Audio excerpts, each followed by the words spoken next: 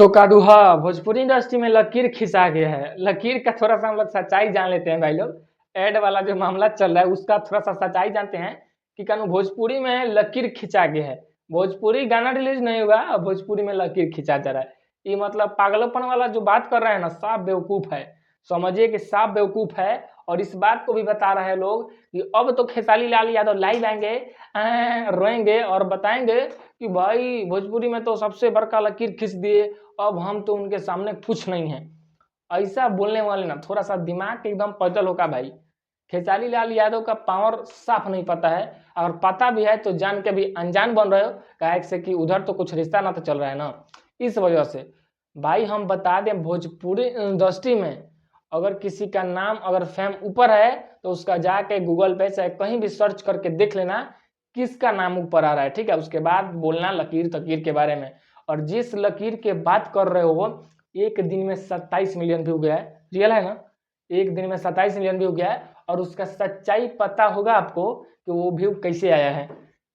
कैसे आया पता होगा, ही ऐड लगाया गया था। लेकिन वहीं पे अगर हम लोग ट्रेंडिंग स्टार का बात करें, और हाँ, जिस कंपनी से गाना रिलीज हुआ है वो कंपनी पता है कितना बड़ा है, बहुत बड़ी कंपनी है वो। उस कंपनी से भाई गाना आएगा तो गाना को ही तो हिट होना निश्चित है, क्योंकि बहुत बड़ी कंपनी है भाई।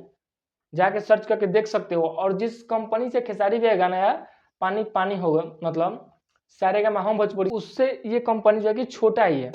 लेकिन इस कंपनी से ही गाना आया और पूरे एकदम तहलका मचा दिया। और तहलका मचाने के बाद एक दिन में 13 मिलियन व्यू गया। क्या समझ में आया, एक दिन में 13 मिलियन व्यू गया, और वो भी बिना एड लगाए। ऐसा थोड़े करना है कि जबरदस्ती, मतलब जबरदस्ती करना है, नहीं नहीं। जिसको मन करेगा वो खुद आएगा, खेसारी लाल यादव का नाम सर्च करेगा, गाना सुनेगा। वैसे गया है 13 मिलियन। तो भाई इससे देखो समझो, ऐसे आके बक बक बक बक बक बक करने से कुछ नहीं होता है। खेसारी लाल यादव का कद कितना बड़ा है पहले जाके जानो, उसके बाद बोलो। और खेसारी लाल यादव को बोले लाइव आने के लिए, लाइव आएंगे ना तो अब ये सबका मिजाज ठीक हो जाएगा, मिजाज गड़बड़ा जाएगा, मिजाज सबको बुखार धलेगा। पता होगा कि खेसारी लाल यादव जल्दी लाइव नहीं आते हैं, लाइव आते हैं तो सबको बुखार हो जाता है, ऑटोमेटिक बुखार धलेगा। पता ना क्या खेसारी भैया के नाम ले लेके भरा हुआ लोग, और खेसारी भैया में लग जाएगा कि खेसारी लाल यादव ने तो हमको रेल दिया। खेसारी लाल यादव गलत है।